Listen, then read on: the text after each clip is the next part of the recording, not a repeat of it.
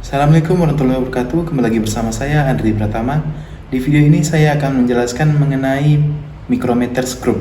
Nah, mengenai dasar-dasar micrometer screw, pengertiannya, bagaimana cara pemakaiannya, bagian-bagiannya, dan cara pembacaan hasil dari pengukuran micrometer screw.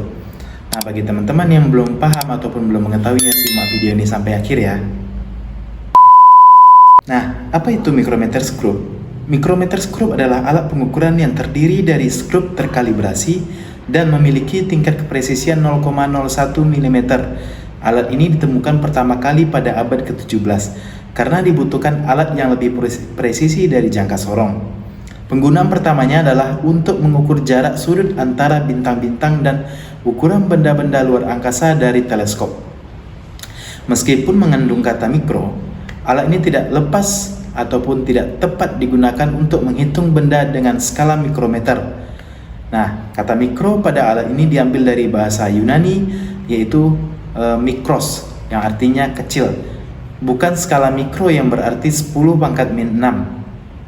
Teman-teman harus paham penjelasan mengenai micrometer screw agar tidak salah pada saat nanti penggunaannya.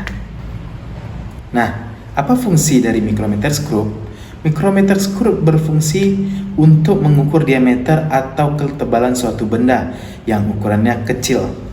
Seperti dijelaskan sebelumnya, alat ini memiliki kepresisian 10 kali lipat daripada jangka sorong, sehingga dapat mengukur benda yang lebih kecil, tepatnya pada ketelitian 0,01 mm.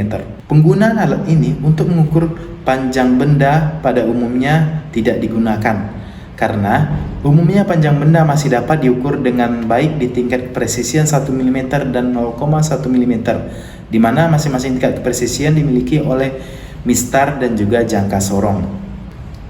Adapun bagian-bagian dari micrometer screw, yang pertama adalah poros tetap atau anvil, bagian poros yang tidak bergerak.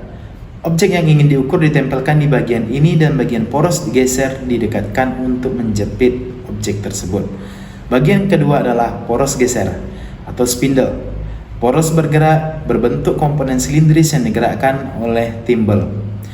Bagian ketiga adalah pengunci atau lock nut, bagian yang dapat digunakan untuk mengunci pergerakan poros geser.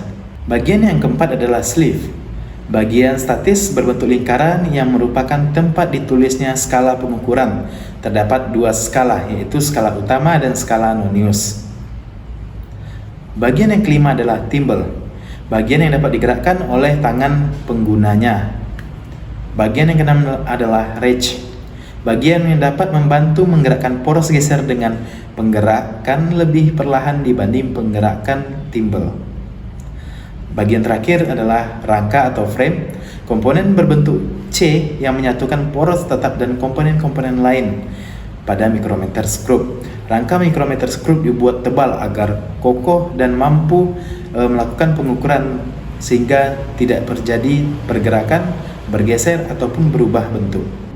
Cara menggunakan micrometer screw adalah: yang pertama, objek yang ingin diukur diletakkan menempel dengan bagian poros tetap. Yang kedua, bagian timbel diputar hingga objek terjepit oleh poros tetap dan poros geser. Yang ketiga, bagian ratchet dapat diputar untuk menghasilkan perhitungan yang lebih presisi dengan menggerakkan poros geser secara perlahan. Dan bagian yang keempat adalah setelah yakin bahwa objek benar-benar terjepit antara kedua poros, hasil pengukuran dapat dibaca di skala utama dan juga skala nonius. Nah, bagaimana cara membaca micrometer screw?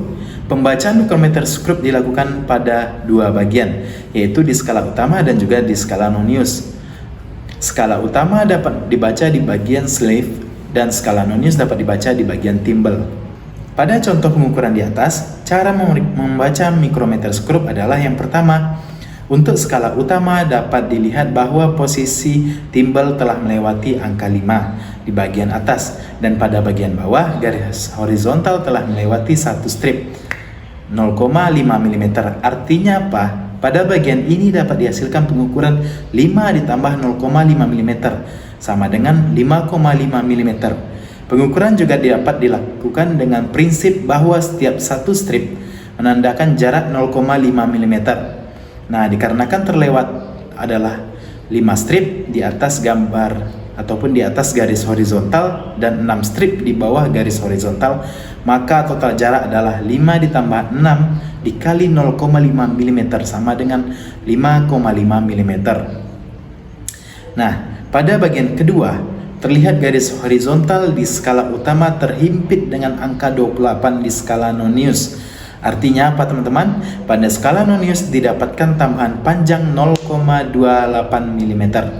Maka hasil akhir pengukuran dari mikrometer skrup pada contoh ini adalah 5,5 ditambah 0,28 sama dengan 5,78 mm.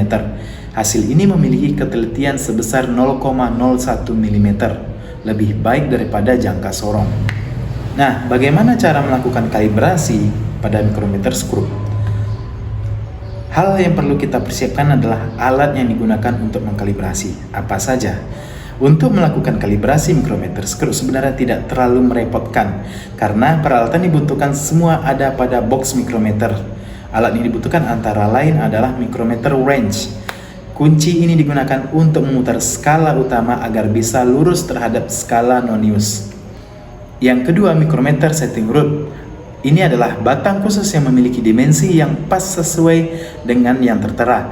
Fungsinya sebagai patokan penyetelan mikrometer. Alat ini diperlukan khusus untuk jenis mikrometer luar dengan ketelitian selain 0 sampai dengan 25 mm. Yang ketiga, mikrometer holder. Alat ini sifatnya opsional karena memang tidak memiliki peran penting dalam proses kalibrasi. Holder ini gunanya hanya untuk memegang mikrometer agar kedua tangan kita lebih bisa fokus melakukan penyetelan tanpa memegang mikrometer. Tapi kalau tidak ada juga tidak masalah, kita bisa melakukan penyetelan mikrometernya. Nah, prinsip dasar penyetelan mikrometer adalah dengan memposisikan anvil ke titik pengukuran yang sudah diketahui hasilnya. Misal, pada outside mikrometer 0 sampai 25 mm, maka kita harus memutar ratchet agar spindle bergerak mentok menyentuh anvil. Artinya, titik pengukuran sudah kita ketahui hasilnya, yaitu 0,00 mm. Jangan lupa untuk mengaktifkan lock agar tidak bergeser ya teman-teman. Lalu teman-teman dapat melihat pada bagian skala utama. Pastikan garis pada skala utama itu lurus dengan angka 0 pada skala Nonius. Kalau ternyata garis tidak lurus, jangan putar timbal untuk meluruskannya ya teman-teman, tapi yang diputar adalah sleeve atau skala utamanya. Caranya dengan menggunakan mikrometer wrench. Pastikan teman-teman melihat lubang kecil pada sleeve, lalu pasang kunci mikrometer pas dengan lubang kecil, lalu diputar sleeve agar pada garis skala utama lurus dengan angka 0 pada skala Nonius. Dalam proses ini, teman-teman dilarang keras memutar bagian timbal baik saat mendekatkan spindle ke arah anvil atau ketika spindle dan anvil sudah mentok. Sama seperti biasa, teman-teman hanya akan memutar bagian ratchet. Kalau spindle sudah mentok, maka ratchet akan bunyi dan Anda atau teman-teman harus segera menguncinya. Namun, ada sedikit perbedaan pada mikrometer selain 0 sampai dengan 25 mm. Alasannya karena nilai terkecil dan jenis mikrometer tersebut bukan 0,0 mm. Setidaknya ada berapa jenis outside mikrometer, yaitu jenis yang pertama adalah mikrometer 0 sampai dengan 25 mm dengan nilai terkecil 0 mm dan juga nilai terbesar 25 mm. Jenis yang kedua adalah mikrometer 25 sampai dengan 50 mm dengan nilai terkecil 25 mm dan nilai terbesar 50 mm. Yang ketiga adalah mikrometer 50 sampai 75 mm dengan nilai terkecil 50 mm dan nilai terbesar adalah 75 mm. Dan yang terakhir adalah mikrometer 75 sampai dengan 100 mm dengan nilai terkecil 75 mm dan nilai terbesar 100 mm. Kalau jenis pertama 0,20 sampai dengan 25 mm itu langsung kita posisikan ke 0,00 ya teman-teman, masih bisa. Tapi bagi tipe lain maka perlu bantuan alat yang bernama mikrometer setting rod. Ada 3 mikrometer setting rod dengan panjang 25 mm, 50 mm dan juga 75 mm. Teman-teman bisa pilih sesuai dengan jenis mikrometer masing-masing. Misalnya teman-teman akan mengkalibrasi mikrometer 25 sampai dengan 50 mm. maka kita pakai micrometer setting rod, ukurannya 25 mm ya teman-teman. Masukkan rod di antara anvil dan spindle, lalu putar ratchet hingga spindle dan anvil mengapit rod. Sama kasusnya seperti di atas, teman-teman hanya boleh memutar bagian ratchet sampai ratchet berbunyi. Kalau sudah berbunyi, aktifkan lock agar tidak bergeser. Selanjutnya teman-teman lihat garis skala utama. Pastikan garis lurus dengan angka 0 pada skala Nonius. Kalau belum, putar sleeve hingga garisnya lurus. Kalau garis ini sudah lurus, maka mikrometer sudah memiliki akurasi tinggi dan siap untuk digunakan pada saat pemakaian di labor ataupun juga pada saat bekerja. Nah, itu dia pemaparan ataupun penjelasan sedikit mengenai dasar-dasar dari mikrometer screw.